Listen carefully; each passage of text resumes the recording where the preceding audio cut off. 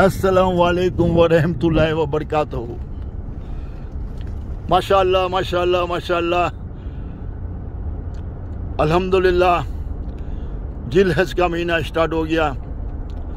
ये दिन और रातें बहुत ही अहमियत रखती हैं। मेरे हिसाब किताब से मैं जितना समझता हूँ दीन को, उसके मुताबिक आज मैं दीन की बातें आप लोग से करूँगा और समझाने की कोशिश करूँगा मैं अपने हिसाब किताब से, जैसे मैं सीखा हूँ और जैसे मैं आगे बढ़ रहा हूँ। दो तीन बातें बहुत अहम है इसमें, दो तीन बातें बहुत अहम है। एक बात तो अहम ये है कि ये जिलहज के महीना हमको सिखाता है कि कुर्बानी के बगैर कामयाबी नहीं है। ठीक है, कुर्बानी के बगैर कामयाबी नहीं है, ये पहला सबक है।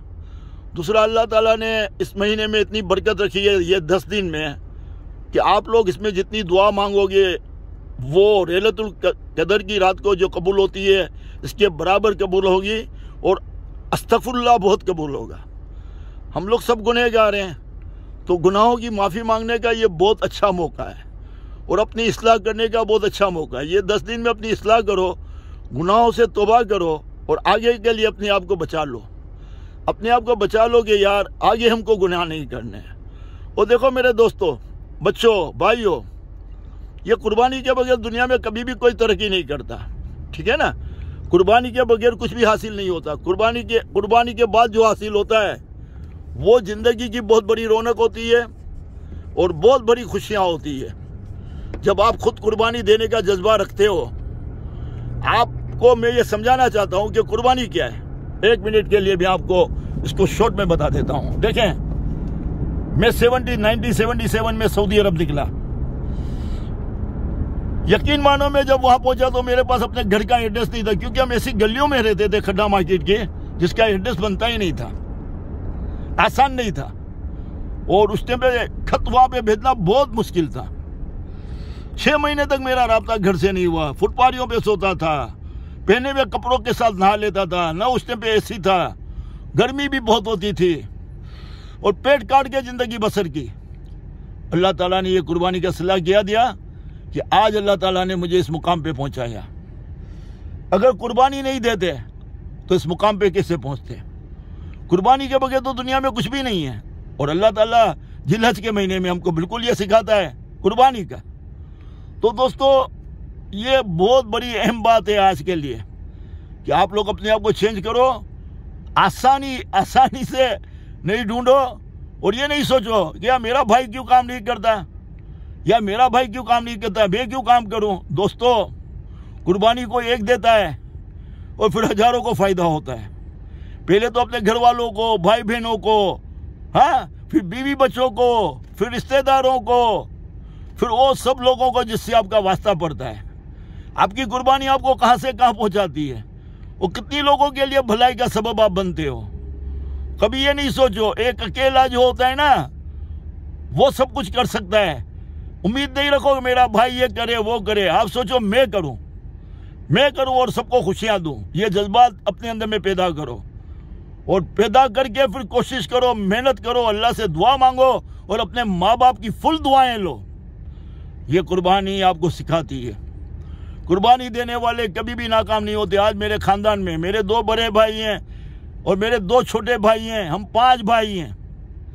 अल्हम्दुलिल्लाह अल्हम्दुलिल्लाह अल्हम्दुलिल्लाह, हम आज भी जॉइंट हैं, एक साथ हैं। सऊदी अरब गया तब से लेके आज तक, बल्कि 10 साल की उम्र में जब मैंने न्यूज़पेपर बेचा रोड के ऊपर, तब से आज तक मैंने ऐसी जगह पे काम किया बचपन से, तब से लेके आज तक। मैंने कभी ये नहीं सोचा कि मेरे भाई क्यों काम नहीं करते। मैंने ये सोचा नहीं मेरी जिम्मेदारी। हालांकि बड़े भाई थे, फिर भी मैं चाहता था मैं काम करूं। मैं अपने भाइयों को भी सऊदी अरब नहीं बुलाना चाहता था, क्योंकि वहां पे सख्त जिंदगी थी, वहां की जिंदगी सख्त थी और मैं चाहता था मेरे भाइयों को ये तकलीफ ना हो। मैं अल्लाह की कसम खा के कहता हूँ ये मेरी नीयत थी और मैं चाहता था मेरे भाइयों को नहीं बुलाऊं। लेकिन जब मैं थोड़ा सेट हो गया तो 1-1 साल के लिए, 2-2 साल के लिए एक बड़े भाई को और एक छोटे भाई को बुलाया और अल्लाह ताला ने यहाँ तक पहुँचाया। ये रियलिटी है। ठीक है, आगे फिर देखो, हम मुसलमान हैं। ठीक है, आज दीन की बात करते हैं। हम मुसलमान हैं। देखो, हम ऐसे मजहब में पैदा हुए हैं जहाँ मोहब्बत के अलावा कुछ भी नहीं है। हमारे मजहब में सिर्फ मोहब्बत है अल्लाह के प्यारे हबीब और हमारे प्यारे रसूल सल्लल्लाहु अलैहि वसल्लम जिनके हम उम्मती हैं, हम बहुत नसीबदार हैं, हम बहुत नसीबदार हैं, हम बहुत नसीबदार हैं कि अल्लाह के प्यारे हबीब हजरत मोहम्मद मुस्तफ़ा सल्लल्लाहु अलैहि वसल्लम के हम उम्मती हैं। उन्होंने क्या सबक सिखाया? गरीबों से मोहब्बत, यतीमों से मोहब्बत, बेवाओं का ख्याल करो, बुजुर्गों का ख्याल करो, माँ बाप की इज्जत करो, सबसे प्यार करो।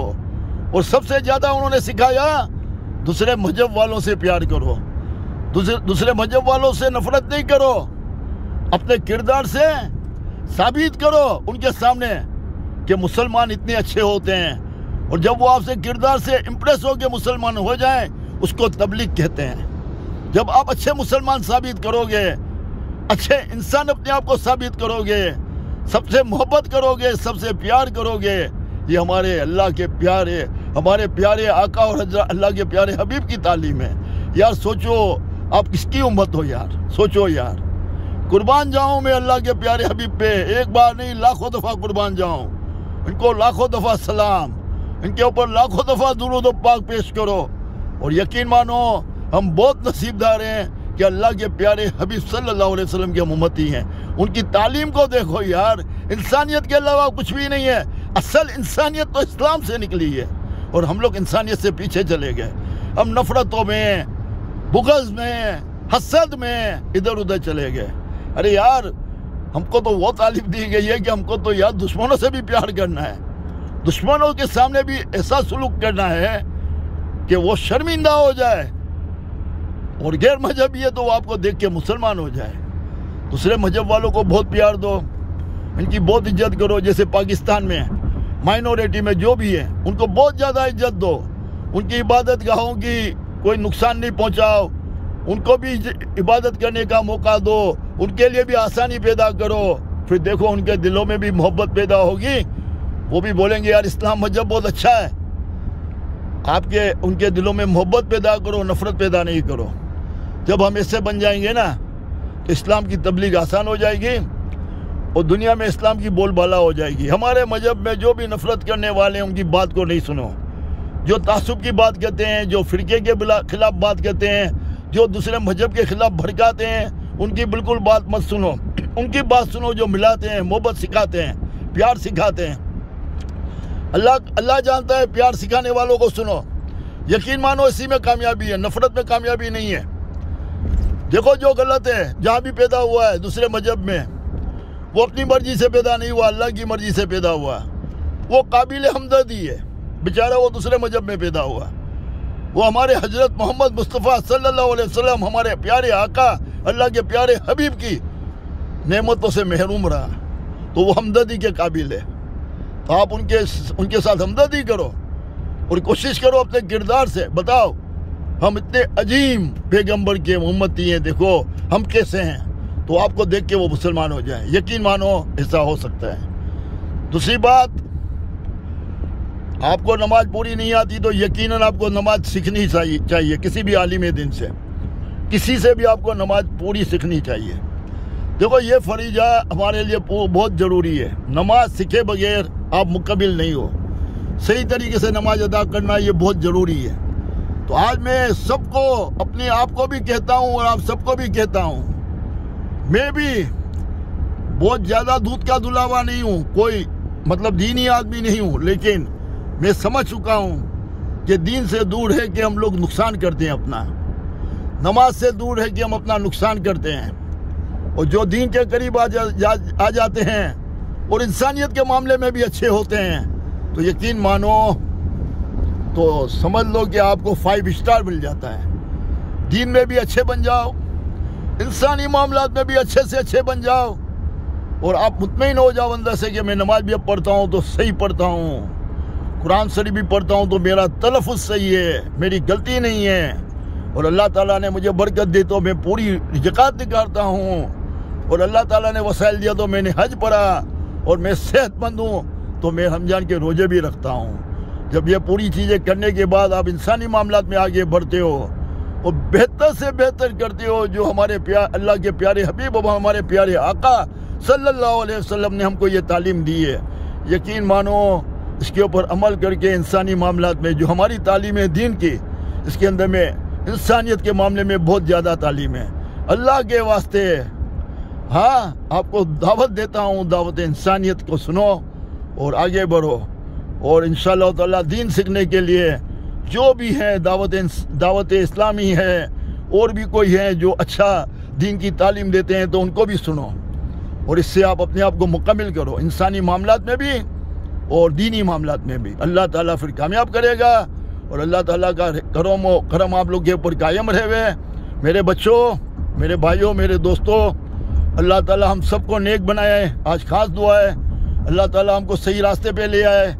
अल्लाह ताला हमारे अंदर की सारी कमजोरियों को दूर कर देवे।